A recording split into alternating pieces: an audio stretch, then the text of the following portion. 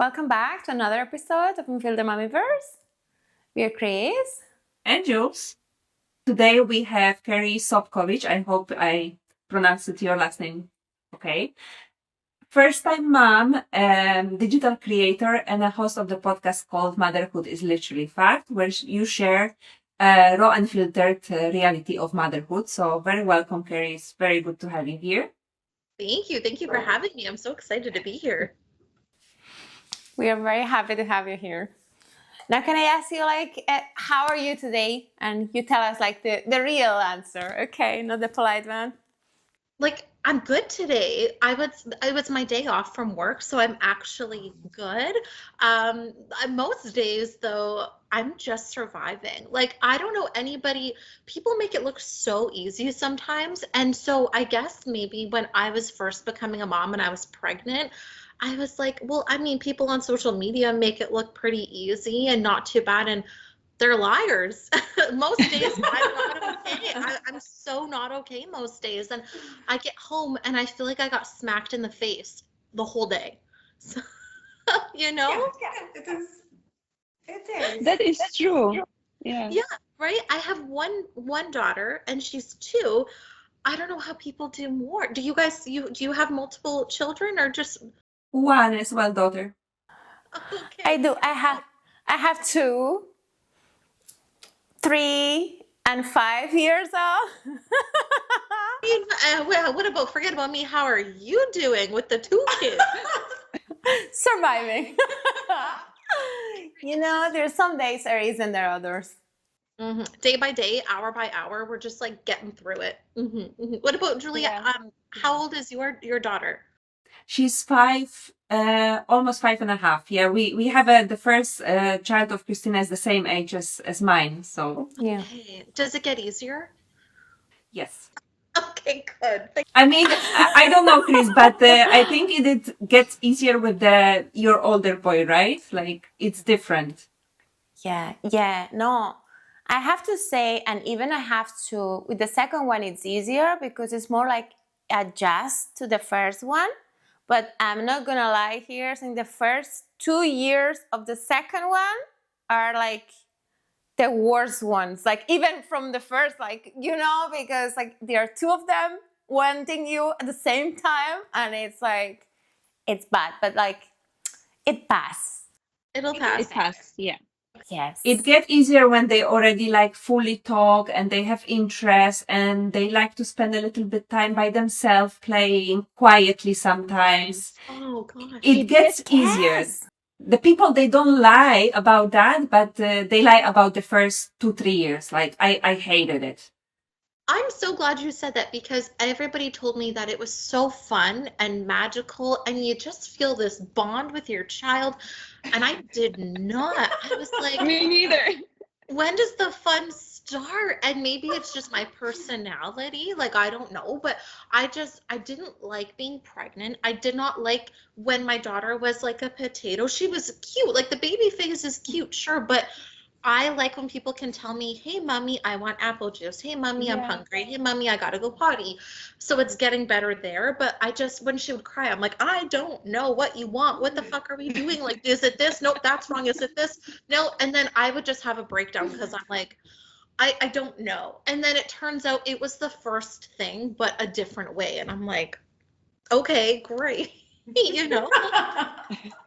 I started to enjoy when she was 4.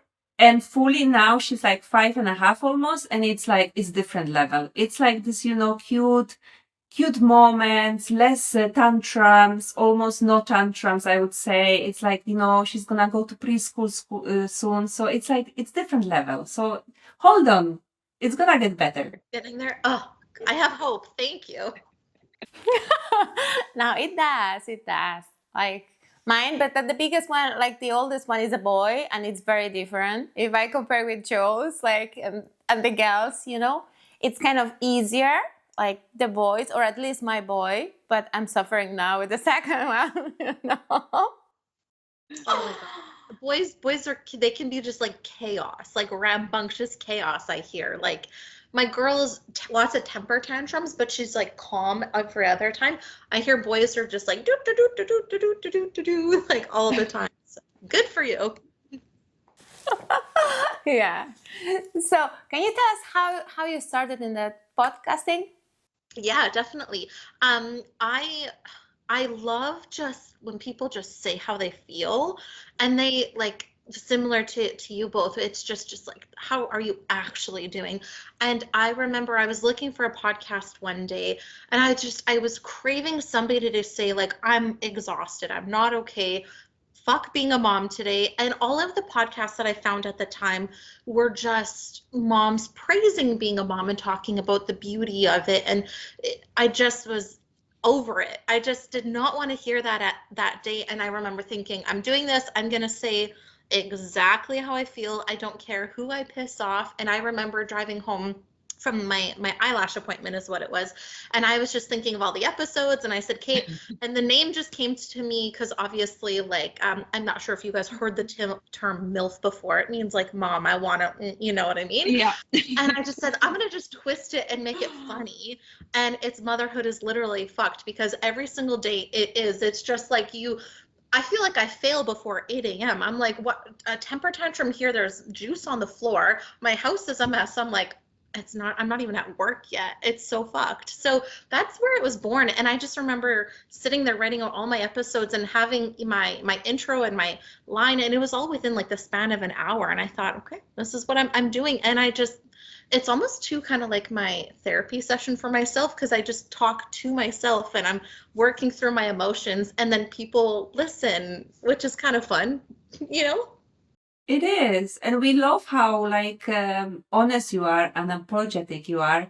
And I want to ask, like, does it get you in trouble sometimes, or people judge you or criticize you for it? Definitely, yeah. I would say family members for sure, because I am known in my personal life as being very positive and bubbly. So when people heard me cursing and saying everything and just being kind of over it, because I was by myself when I'm recording my episodes, they were very surprised. They're like, Carrie, you're swearing a lot. I'm like, because I'm over the shit of today. And this is my space to let out all my emotions, because then I don't take it out on my husband, on my daughter, or in my professional career. I can still be that polished person. And then I can come to my podcast and let it out and say, screw today, that was bonkers. Like, I do. And some family have, because I do say everything that goes on, because if I'm going through it, somebody else is going through it. And I've had some families say, what are you doing? Or why are you airing out all of your dirty laundry to social media? And I don't look at it as dirty laundry. I look at it as an opportunity for somebody else to feel seen. Very similar to me, something I struggled, with was rage. And I was hoping that I could find somebody who went through what I went through, but people feel very ashamed to talk about screaming and yelling and breakdowns and throwing things and cursing, because nobody wants to appear that way. Nobody wants to be seen as an angry person because they think there's something wrong with you. And when that episode of mine dropped, with my postpartum rage and everything that I dealt with, people were like, what do you mean you dealt with that? What's wrong with you? I said, actually nothing. I think it's incredibly healthy that I get to talk about everything that I felt. And other people then were like, Carrie, thank you for saying this. I never even realized I dealt with it until now. And I never told anybody that I threw something or I screamed at my child. And I screamed at my child all the time, which is really crappy to say, but it's real. It's a real thing. So I've had people question me on, am I actually okay? I'm like, absolutely, I'm totally fine. It's just the first year of being a mother. Your hormones are everywhere and you're so hungry and so tired. So I've had that, or even my in-laws are amazing, but they definitely hear things and kind of turn their heads sometimes for sure. Or when we talk about potentially a second kid or not a second kid, I think that there's something in there that make people feel like they almost have an opinion on our lives, and then they hear how I really feel about it. Because when you're in front of a person, you'll always give more of a tame response. Then when you're by yourself, you're just gonna like say exactly how you feel. So yeah, it gets me in trouble. We are lucky because our families, they don't speak English, so we can speak whatever we can say whatever we want. Yeah, that's right. Except our husbands, they can understand. Our husbands. Yeah. So you just say exactly what you think. Yeah, but that's Yeah. true. Like that's missing in the social media, the truth, the reality, because then we think, oh, something wrong is with us. You know, how I feel, how I see things, how I don't like the motherhood in the beginning. So we are very thankful to you to just say how it is. Thank you. And the thing is, there's nothing wrong to say, I don't Exactly. like being a mom. I love my daughter so much. I would jump in front of a bus for her, but some days I just don't want to be a mom. I don't want to come home from working 8 hours to have my daughter have a temper tantrum for 2 hours, and then she goes to sleep at 8 o'clock, and I feel like my day was wasted of, oh my gosh, like I was temper tantrum in the morning, then I worked, and then it was temper tantrum, and my house is a mess, and it sucks. I still love her, and there were great moments in the day, but it was still shitty sometimes. And it's just, I think a lot of it is social media telling us how we have to feel. Yeah. And I'm more here to say, just feel what you feel, and it's okay. Like, I don't know. Social media messed with me a lot, so I'm trying to just like fix it a little bit. Yeah, and that we don't have to Yeah. apologize how we're feeling and how we're doing.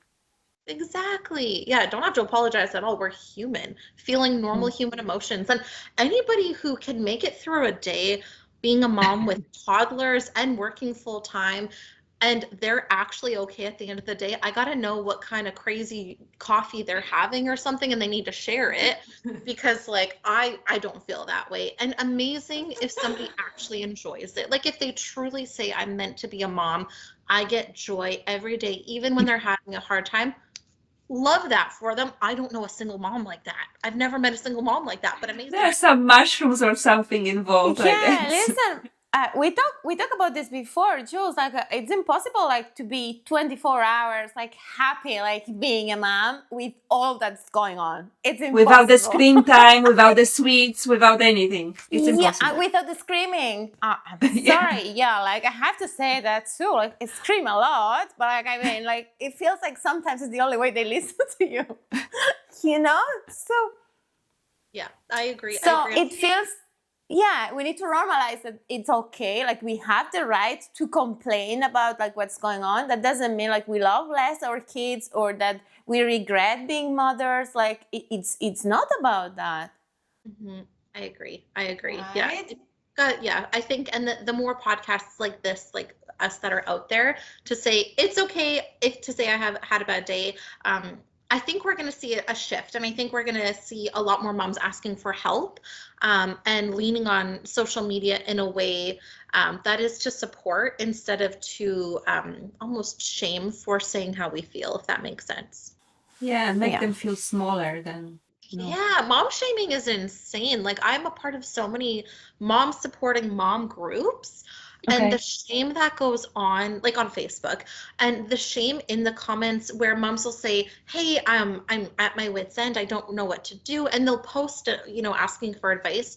And some people will say things like, "Well, why are you so stupid?" and da da da da. And it's Yeah. just, whoa, whoa, whoa, there's a way better way to say this. This mom is coming out here vulnerable already, posting on Facebook, like probably is, tried other things. Like, let's give them a chance and like approach us way differently. Now, not only is she having a hard time, but you're making her feel like shit. Good job. Good job, mom. That's happening all the time.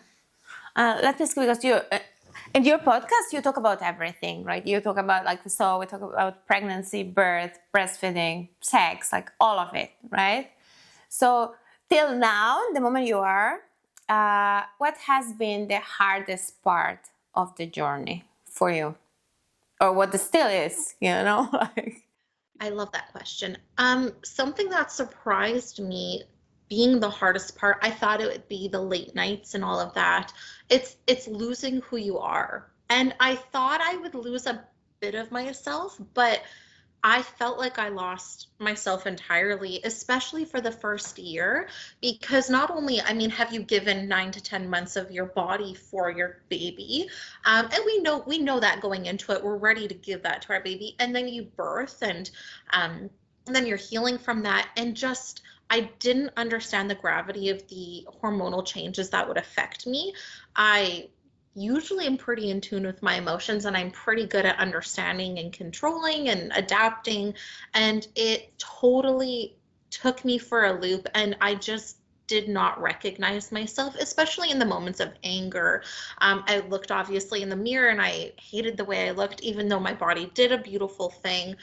And I just didn't feel like me. I only felt like this energy giving machine to my child. And I'm very lucky I have an incredible husband. He's so supportive. And even with that, like I still struggled. So up until I would say a couple months ago, I started to feel more like myself. Like once we hit just before the 2 year mark, I can finally look in the mirror and say, there's Carrie, not Carrie as a mom, not Carrie as a wife, not Carrie as a friend, but there's Carrie as the person who she wants to be. She's still a mom, but this is who she is, and separate from a mom. And that's something I'm so grateful to see again. When I look in the mirror, I see somebody other than just somebody constantly giving, and her cup is always empty. So losing myself, I think, was the thing that was the hardest for me.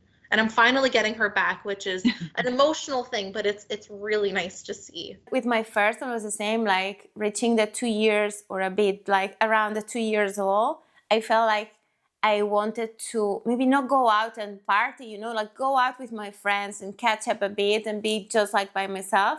But I got pregnant again, so like took me a few couple more years.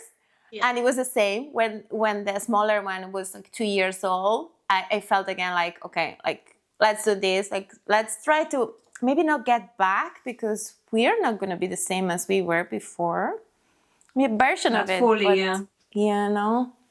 Yeah. And you have to adapt. Like now you're a mom, and it's just who do you want to be as yourself, but obviously featuring the mom role and stuff. So, but it had about 2 years, and that's a long time. And then again, being pregnant again, that's almost a year. So for you, it's almost 5-ish years, 5.5 years of your life that is controlled by someone other than you, emotionally, physically. And again, we know that we're signing up for that for sure. That's, and I hate when people say like, well, you're a mom and you knew what this was. I know, but I'm still allowed to say my feelings are valid and I'm stressed out and tired, and that's fine and that's cool. I don't have to put on some brave face and say, but I'm a mom. So it's not how it works. We're allowed to feel our feelings, and they suck sometimes, so congrats to you. That's amazing. Congrats to all moms out there. Like all of us, yeah. We don't get enough credit. Like I know we have Mother's Day and stuff, but we don't get enough credit.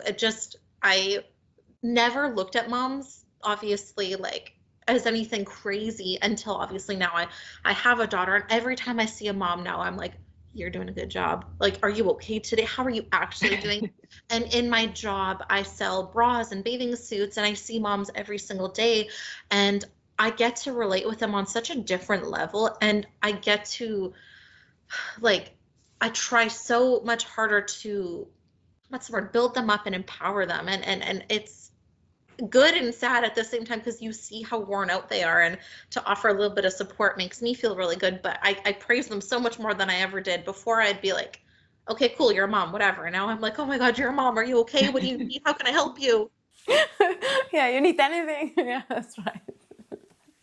But you mentioned the Facebook groups. I'm part of some Facebook groups for moms as well, and I know what you're talking about. Those judgy moms that they know better, they know best. But in the real time, in the real life as well, like in the park or in the grocery store, sometimes they come to you with some advice that you never ask. How you deal with that? How you deal with them? Are you honest and say like, okay, just back off? I know. Yeah, definitely. I would say I've definitely gained way more of a backbone. My first year of being a mom, I would be like, thank you, okay. Now it's just, I'm good, nope, thanks, bye. Like, or I say something, I don't get it often, not anymore, but something, I encourage everybody to try this. If somebody is giving you unsolicited advice, or if they're shaking their head at you or going like, your kid's screaming, I'll just say like, what's your goal? What's your goal right now? And then most of the time it gives them a moment to like reflect. And most of the time it's, well, if they're trying to be helpful, that's different. But when they're saying rude ass comments like, well, give your kid the juice box then. What's your goal in telling me that? Like, I mean, like, you're not part of this, like, and most of the time it's to just be an asshole and to just engage in drama. But there are some helpful moms. You can tell the difference when somebody is genuinely trying to help, like, hey, are you okay? Like, do you need support in this? Or, hey, this works for me. I don't know if it works for you. Mostly people respectfully younger, like my ish generation, so that will be those people. And then you'll get like the old ladies of, well, it, like, you should do this, and then maybe they'd stop crying. And you're just like, please shut up. Like, you are so far removed from being a parent right now. Shut up. No, most of the time I will ignore, or I'll be like, what's your goal? Or like, are you going to help or something like that? I don't engage too much in it. It's just, you got to just ignore it. Like, for example, I saw a mom the other day at Costco. She had 4 kids. A mom, Oh my goodness. I don't know if you guys have Costco there, but 4 kids at the store. And I was about to go and actually like ask her, do you want me to just hang out with your kids? Like, I'm a mom too. I can show you my kids. Like, I got a card here for the podcast. I swear, I will watch them. Will you check out? Because one's crying and one's pulling this and one's doing that. And I'm like, I'm about to go buy her lunch too, because she was overwhelmed. And then her husband comes and I'm like, are they okay? He was really kind as well, but I was like, I don't think they're okay. Like, I felt so bad. I was like, and it's offering help. Like, again, hey, you don't have to take my help, but like, I'd love to be there if you need. That's okay. It's just when people, well, why aren't you doing this? Like, I don't know, Karen, why the fuck, like, what? I don't know. Yeah. Like, you want my screaming kid? Maybe because like my brain's not thinking logically, because I have a screaming child and I'm just trying to pay for groceries and get the hell out of here, and I'm stressed out, and I don't know. People have to put themselves in other people's shoes, and they just forget. They forget what it was like so long ago. Yeah, especially the first year, I think we are so shy and we are apologizing, but after that, we just don't give a damn, and we just like don't care about other people's Oh, opinions. you're so right. And I imagine too, like with you, Chris, having 2 kids, by the time you get the second one, you're probably just over the shit all the time. And you're like, no, absolutely not. Yeah. But like for me, like what I can't take it when you go to the shop, when you go buy groceries, like you need to go by yourself. Okay, because then you forget half of the things you have to buy, or there is a tantrum in the middle of the shop, and then you leave. Like, I mean, like, I don't have the day for this. But then one day that they're behaving, I have to go with both of them because like my husband's working, I cannot leave them anywhere. So we go buy like essentials. And there's those people that they're always like, oh, you have 2. I'm sure you don't get bored. I'm like, okay, what is that giving us? Who asked you? I mean, Why? I mean, What's like, your goal in are saying you that? yeah. As you say, what's your goal here, right? Because like, I mean, okay, yeah, thanks. Like, You want what should I one? say? Yeah, you just I'm like, you got cute kids. I hope they treat you well. You're doing a great job, Mom. You got 2 kids. Whoa, good job. it's like, oh, Oh, they never stop, right? Well, like, okay, like they're sitting in the trolley now. Like, I mean, you didn't see them jumping on like everywhere. Like, I don't know. It's like we need to be no. We need to be more like, I don't know. Like, we need to put ourselves in that other person's shoes, because yes, I saw in the store, like sometimes when I go by myself and you see another mom with a kid, like screaming, the kid screaming on the floor, like, or tantrum or something. Like, I look at the mom and I'm like, I'm not looking at I her. support you from the far. Like, yeah, right. Like, I've been there. Like, it's fine, like, it's okay.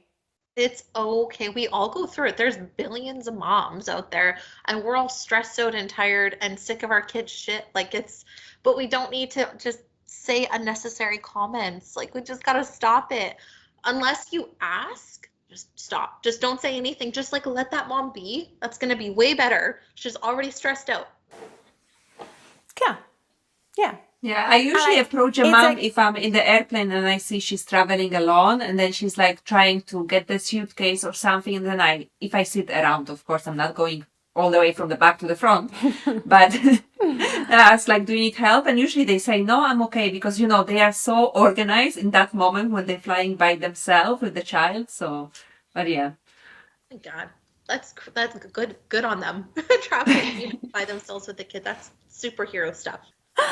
But yeah, so there is a moment in like this motherhood that you are like, okay, you stop caring about like what everything thinks about it. You don't give a fuck like how someone is looking at you or like judging you. Like it's just like you just smile and maybe you're screaming inside, but like it's fine. Just leave it there, But yeah.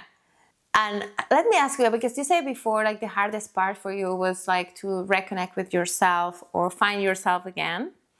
There is something that helps you to reconnect with that yourself? Yeah, actually, so funny. So there's something we have here in Winnipeg, where I'm from in Canada, and I think it should be everywhere. So I'm going to give them a little plug here. We call it girls brunch, and what it is for women or moms who don't want to go out dancing from 11 to 2 a.m. because we're so tired. It's from 10 a.m. to 10 a.m. to 1 p.m. and Wow. it is a morning brunch with women who are beautiful and strong, and we go and we have it's called a sharing circle, where there's usually like a question, like what's something that you want to do really good for, like what's something that you want to kind of the energy you want to bring, and what's something you want to let go of, and if you want to say it, you say it, and it's just women empowering women, and then you dance for 2 hours, and usually there's like snacks and stuff and coffee, and it's just a dance party in the morning for women, and that has saved my mental health. And I just it's crazy. I'm somebody who loves to like just dance, but not with like alcohol. Like I don't like to go out late at night. I'm in bed by 9 p.m., right, as a mom. And so I found that, and I've met amazing strong women, lots of moms, and that's kind of how we disconnect from being a mom, and we go and we just meet other women, and for 3 hours it's sharing our stories and connecting and building each other up and saying, you're beautiful, oh my gosh, no, you're beautiful, holy cow, like, and getting inspired by each other.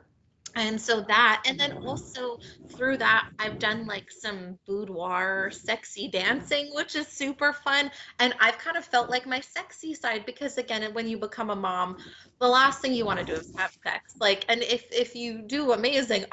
For me, gone. Like by the end of the day, I'm like, don't touch me. I love my husband, but I'm like, enough. And don't touch me. Yeah. So that has helped me get back in touch with like my sexy side. So just doing things that kind of put myself out there, and being around other moms where we just build each other up. Like I think this world, it's getting better, but myself growing up, it was a lot about tearing other women down, and there was all like, magazines and drama and being skinny and this and that, and if you don't look like this, you're not beautiful. And it's getting much better, and I love the environments where it's just about building women up and empowering moms and empowering everybody to just be who they want to be. And that environment has helped me a lot, and that environment has helped me say, fuck it, like I am who I am. If you love it, great. If you don't, bye, that's okay. Yeah. Like, I'm still going to be me, because we have one life and we have so little time for ourselves, that I'm just going to do what makes me happy in that time. So things like that have definitely brought me back for sure. Yeah, and it's important to just find something that we were doing either before we got a child, or find a new passion, and just not just be a mom only, because that will make us miserable, I think. I know there are moms that they enjoying that, just being a mom, but we are not just a mom. We are ourselves from before. We are women, we are friends, wives. So yeah, that's very important for sure. And making time for yourself, oh my gosh, is that one of the most important things for sure. Something I have a couple of mom friends who will never do anything for themselves because it's just not convenient, or they'll go a different time or something, and they're very unhappy. And I've gotten called selfish because I'll go for a massage while my daughter is at daycare on my day off. And I am so happy to go for a massage, because not only does it make my mental health better, but it makes my physical health better. So when I go pick her up, I'm super happy, super excited to see her, versus spending my day off with her, which is okay.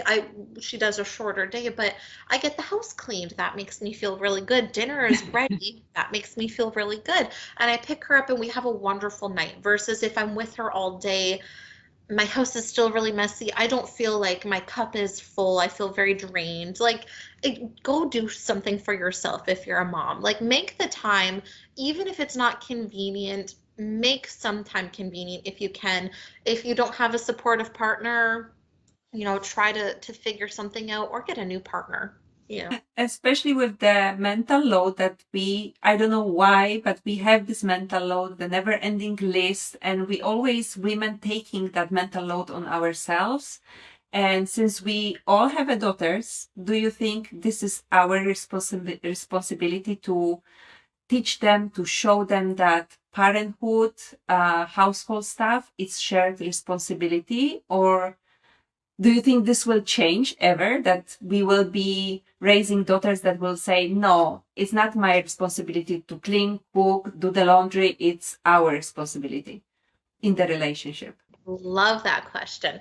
Yeah, it's definitely a bit of both. I think our partners have to also set that standard. Definitely us to instill a boundary of when we can say no, but it's up to our partners as well to show the example because we can say how we want things to go until we're blue in the face, but if they don't see it happening in their own home, it sucks to say, but they're not going to really learn.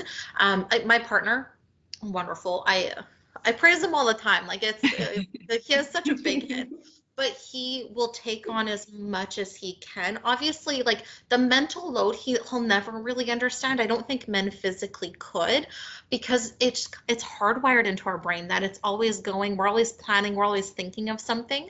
Something he does for me, which doesn't seem like much, but as moms you'll understand, is he takes care of the groceries and the cooking at home. And so lucky you. like, thank you. Thinking about what do we need from the grocery store? What are we cooking for dinners this week? He does that. And for me, I'm like, thank God, because I could, if he says what's for dinner, I'd be like, chicken fingers. I really don't know. I can cook something, but I just don't have the capacity to think about that. So that's his department. But he is a really great example of 50-50 sharing the load. So my daughter, when she grows up, she will see dad also does dishes and laundry and takes care of things. And how we communicate is the example for her.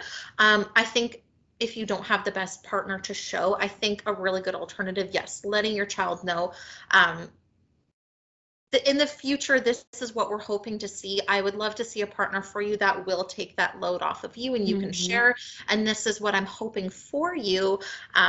Obviously, without bashing the partner too much, like you don't want to say you have a shitty dad who doesn't do enough, because we don't want to put that on the child, but also we do need to say this isn't the standard. Hopefully, let's get somebody a little better for you. But I do think it's going to get better. I do think we're seeing a lot of moms who are stronger, who are speaking up when they feel little in their household or when they feel overwhelmed. I think it sucks, but we're seeing a lot more divorce happen. But we're also seeing a lot more moms and blended families realizing that they could be happier. So I do think in about 10 to 15 years, maybe when our children are grown up, I do think we're going to see things be a little bit better. And I think we're going to see women really standing their ground and saying, I'm not fucking dealing with that. Like, you got to go, which I am excited to see. Yeah.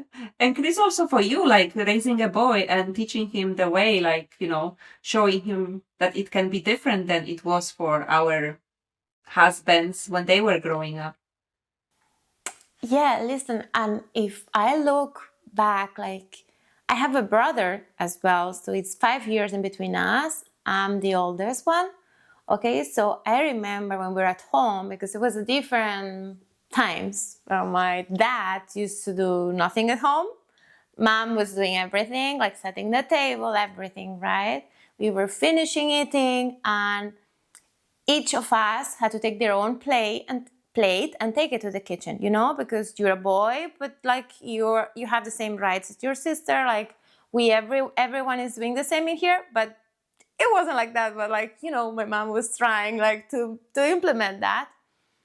Now I felt like she gave that to us So I see my brother with his partner and the baby. He acts in a way that you will say like, wow, like something is shifting, right? Because he's helping more, he's staying more with the baby. So I see it as well at home. We do it as well. So he's doing the same as her. So we're trying to work on that. But as we say before, like the dads, they are playing a very important role on that because our girls are going to be looking at that. Definitely. Right. And again, they're setting the standard of how women should be treated, right? Which is really important. So, and I kind of want to touch on something, Chris, that you just mentioned. It's my husband and I had a great conversation about this on a couple episodes ago. And it was, now that we're seeing the shift happen, we're also seeing men get praised for doing the same amount of work that a mom does. I don't know if you've noticed it, but where I work, it's something that got me really upset. This is a couple of weeks ago. There was a woman who was more mature. She was a little bit of the older generation, and she had made a comment that the mom was trying on bras and bathing suits, and the dad was hanging out with the kid while she was trying stuff on, and the woman had said, "Oh, are you babysitting the kid?" And it just, I'm like, that's his child. He's not really babysitting. He's kind of doing. I hear that a lot. Yeah. So I'm hoping, again, it's a generational thing, but I'm hoping that we'll see that fade out too. And we're just going to praise parents, not dads for taking their kid to the park, because moms do that all the time and we don't really praise them. But let's just praise parents who just work hard every day, all of us, you know. I mean, moms, we kind of do a little bit more, let's be honest, but a lot.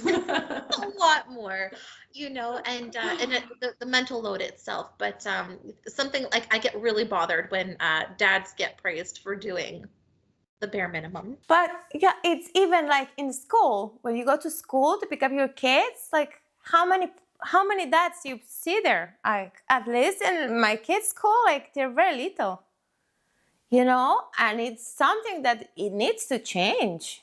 Mm-hmm. And I think we're going to see it change little by little. It's going to take time, but it is getting better. I do see a lot of positive changes. And I think social media does help with that too, because people are having real, raw, open conversations, which I think is just going to continue to help. I think the job market also needs to change, like allow moms to work like, I don't know, 5 or 6 hours instead of 8 or 9 hours. So, you know, because in the end of the day, you have to work to be able to afford the childcare, and you don't have time absolutely for nothing and you are just exhausted. So that needs to change.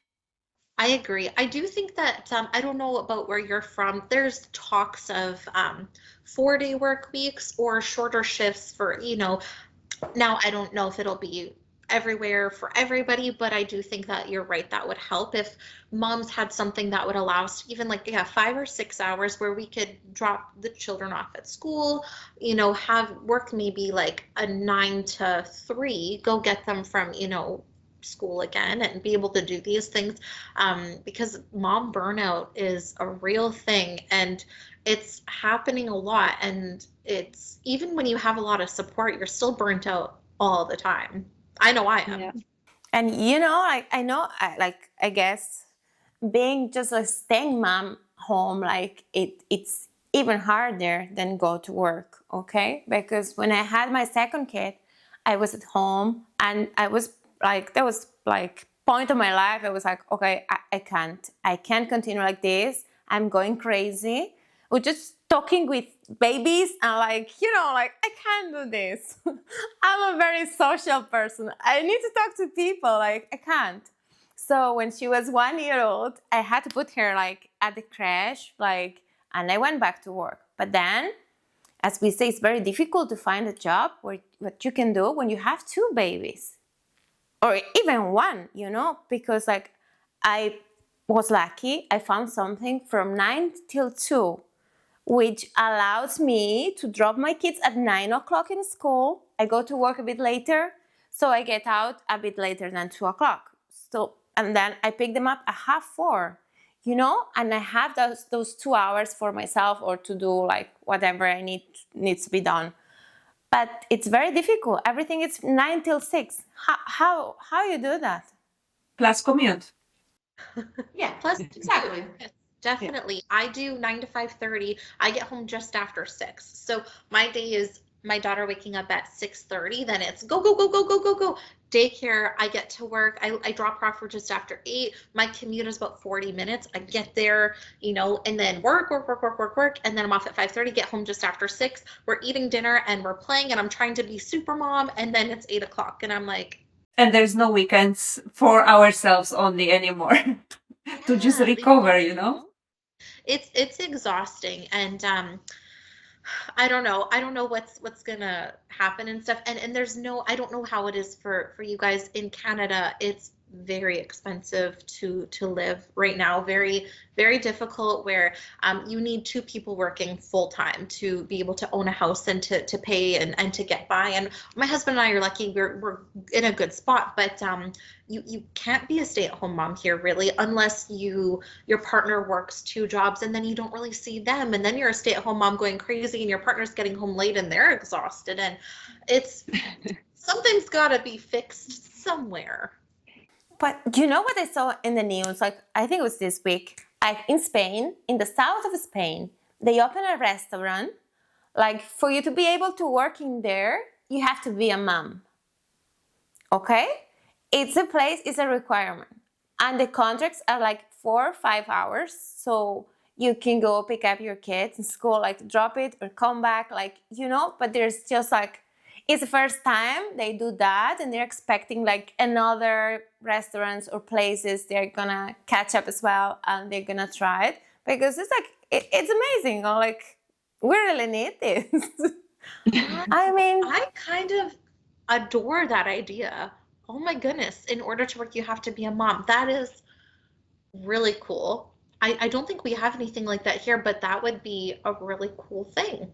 Employers, they don't realize how well organized moms are and how we can juggle everything in the same time. They don't realize that. They think that being a mom, it's I don't know, make us less in a way than before kids, but they are wrong. Oh my gosh, have you seen moms carry 2 kids and all of their groceries from the car to the house? We get shit done. Oh my gosh. In the high heels. Back and forth. We don't have time to go back and forth. We got to load up our arms, and then you just make it work. That's right.